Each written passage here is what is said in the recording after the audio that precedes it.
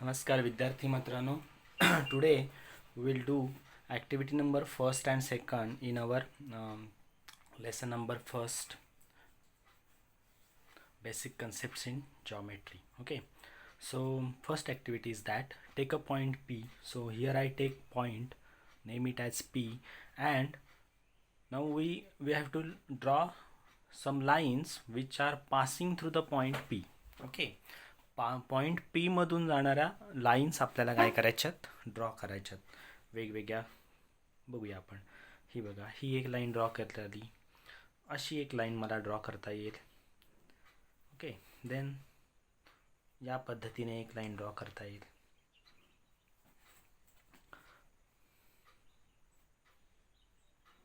अशी एक line draw करूया आपण, दिस टाईप. सो अशा जर आपण लाईन्स ड्रॉ करत गेलो तर प्रश्न आपल्याला असा पडतोय की अशा किती लाईन्स आपण ड्रॉ करू शकतो. सो बघा, आपण विचार केला तर किती लाईन्स आपण ड्रॉ करू शकतो. खूप साऱ्या ना, खूप साऱ्या लाईन्स आपल्याला ड्रॉ करता येतील. So this is our conclusion that an infinite number of lines can be drawn through one point. एका पॉईंटमधून जाणाऱ्या आपण खूप साऱ्या, अनंत, दॅट इज इन्फायनाईट, काउंट करू शकत नाहीत आपण, इतक्या साऱ्या आपण काय करू शकतो, लाईन्स ड्रॉ करू शकतो. So therefore we can draw an infinite number of lines through a single point. Okay, so this is our, हे लक्षात ठेवायचं आहे हां, फिल इन द ब्लँक्सला वगैरे हे आपल्याला येणार आहे. An infinite number of lines can be drawn through one point. Okay, then पुढचा भाग आपण समजून घेऊया. बघा, when two or more lines pass through the same point they are called concurrent lines. बघा काय सांगितले, when two or more lines pass through the same point they are called concurrent lines. मग आता आपण जी फिगर आत्ता काढली त्याच्यामध्ये बघा आपण काय केलं, ह्या सगळ्या ज्या लाईन्स आहेत इथे, त्या सगळ्या लाईन्स एकाच पॉईंटमधून जातात आहेत, बरोबर, पी मधून. म्हणजे ह्या लाईन्स सगळ्या कशा असणार आहेत, कॉन्करंट असणार आहेत. लक्षात येते. सो एकाच पॉईंटमधून जाणाऱ्या दोन किंवा दोनपेक्षा जास्त लाईन्स असतील तर त्यांना काय म्हणायचं, कॉन्करंट लाईन्स असं म्हणायचं. ठीक आहे. सो बघा परत एकदा, when two or more lines pass through the same point they are called concurrent lines. So all these are concurrent lines. Okay, then next one बघा, and the common point through which they pass is called their point of concurrence. आणि ज्या पॉईंटमधून त्या सगळ्या जातात त्या सगळ्या पॉईंट्सना, त्या सगळ्या लाईन्सच्या संदर्भामध्ये त्या पॉईंटला म्हणायचं पॉईंट ऑफ कॉन्करन्स. मग आता इथे जर बघितलं आपण, so all these lines are passing through the point P.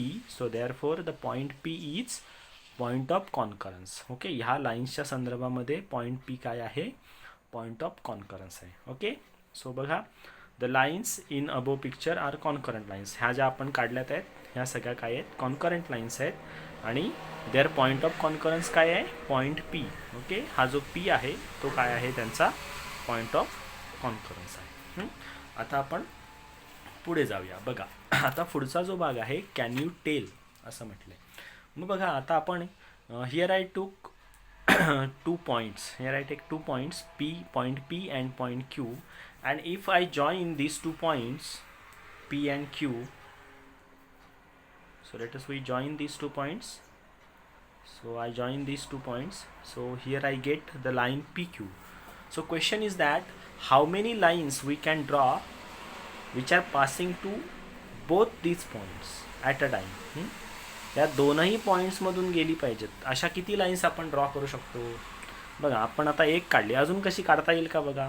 Straight line ना, लाईन म्हटलं की straight line which passing through both the points P and Q. शक्य आहे का बघा दुसरी line, not, it is not possible. Okay, so here we get another conclusion that one and only one line can be drawn through any two distinct point.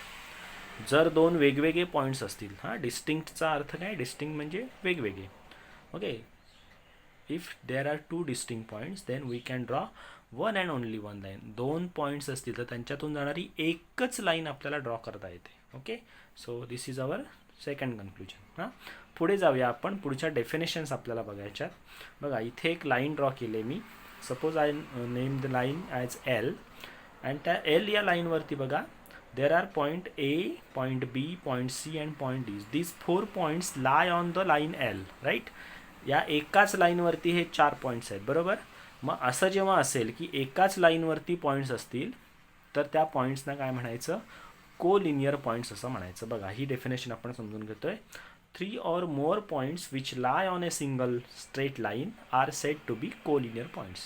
3 किंवा 3 पेक्षा जास्त points पाहिजेत एकाच लाईनवरती असतील तर त्या सगळ्या पॉईंट्सना काय म्हणायचं, कोलिनियर पॉईंट्स. नावातच आहे बघा कोलिनियर, एकाच लाईनवरचे. ठीक आहे.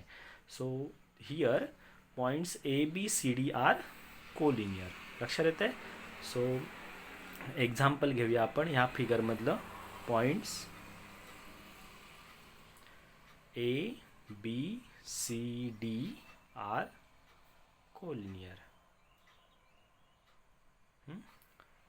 या पिक्चरमध्ये, या अबोव पिक्चरमध्ये points A B C D काय आहेत, कोलिनियर आहेत. आणि दुसरा कन्सेप्ट बघा, points which do not lie on the same line are called non collinear. एकाच लाईनवरती नसतील तर त्यांना म्हणायचं नॉन कोलिनियर. मग आत्ताची जी फिगर आहे ना, या फिगरमध्ये जर आपण या 5 पॉईंट्सचा ग्रुप घेतला, point A B C D आणि ई असे जर घेतले तर हे 5 पॉईंट्स कसे असतील, non collinear. Okay.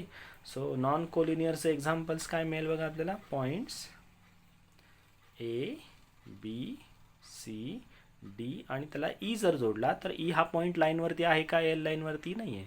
So therefore points A B C D E हा जर ग्रुप आपण घेतला तर काय येईल तो, नॉन कोलिनियर. ओके.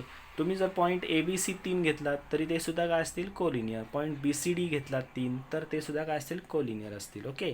तुम्ही समजा पॉईंट सी डी आणि ई घेतलात तर ते येतील का कोलिनियर, नाही, ते नॉन कोलिनियर. ठीक आहे. या पद्धतीने आपण ह्या 2 डेफिनेशन्स बघितल्या. ठीक आहे. आणखीन पुढे जाऊया आपण.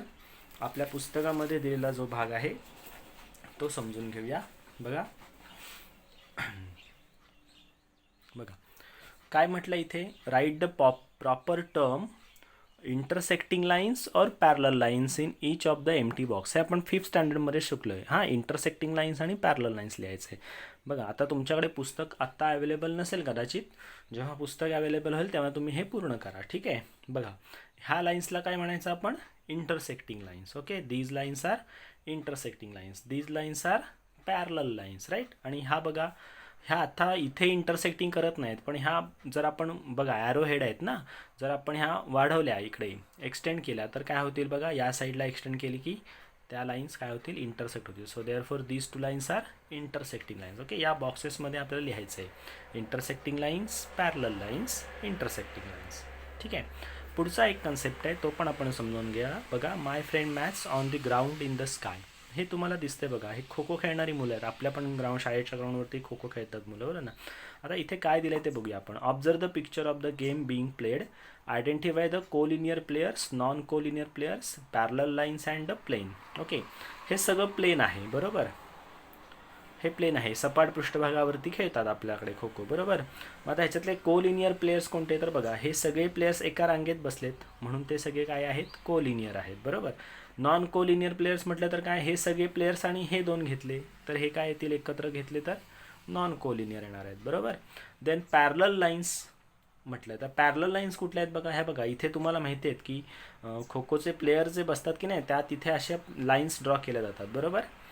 2-2 लाईन्स त्यांना अशी फॉल सापडण्यासाठी म्हणून त्या लाईन्स ड्रॉ केल्या असतात. तर त्या लाईन्स कशा असतात, पॅरलल असतात, बरोबर. लक्षात येते. So these are the concepts used in kho kho. Okay. Kho kho ground. पुढे जाऊया आपण. बघा आता हे आकाशातलं एक चित्र दिलं आहे. बघा काय म्हटलं आहे, इन जानेवारी महिना जो असतो ना त्यामध्ये काय होतं बघा, we can see the constellation of Orion. हां, कॉन्स्टिलेशन म्हणजे नक्षत्र, ओरायन म्हणजे मृग नक्षत्र, माहिती असेल तुम्हाला. मृग नक्षत्र आकाशामध्ये हे दिसतं असं. In the eastern sky after 7 in the evening, रात्री काळोख पडल्यानंतर आपल्याला हे दिसतं मृग नक्षत्र. Then it moves up slowly in the sky. Can you see the 3 collinear stars in this constellation. तर आपल्याला इथे बघा हे असे 3 असे एकत्र एकाच लाईनमध्ये असलेले हे स्टार दिसतात. That is collinear. एका लाईनमध्ये 3 असल्यामुळे ते कोलिनियर स्टार आहेत. आता हे मृग नक्षत्र असतं बघा, इथे हे जे 4 असतात तर कसं कन्सिडर केलं जातं ते सांगतो. हे 4 जे असतात ना ते मृगाचे पाय असतात. इथे जो तारा असतो लांब तो व्याध तारा असतो आणि त्याने मारलेला हा बाण असं ते मृग नक्षत्र कन्सिडर केलं जातं. ओके, सो हा जो बाण असतो ना त्याचे हे 3 स्टार एकत्र असे दिसतात, म्हणून त्याला आपण कोलिनियर पॉईंट्स असं म्हणतो. ओके, आपल्याला कोलिनियरिटी समजून घ्यायची. Do you also see a bright star on the same line some distance away? हा जो दिसतो ना लांब असलेला ब्राईट स्टार तो म्हणजे व्याध तारा. असं हे मृग नक्षत्र असतं. तुम्ही भूगोलाच्या शिक्षकांकडनं जास्त डिटेल्समध्ये हे समजून घेऊ शकाल. आपल्याला फक्त इथे कोलिनियरिटी कन्सेप्ट समजून घ्यायचं आहे. Okay, thank you.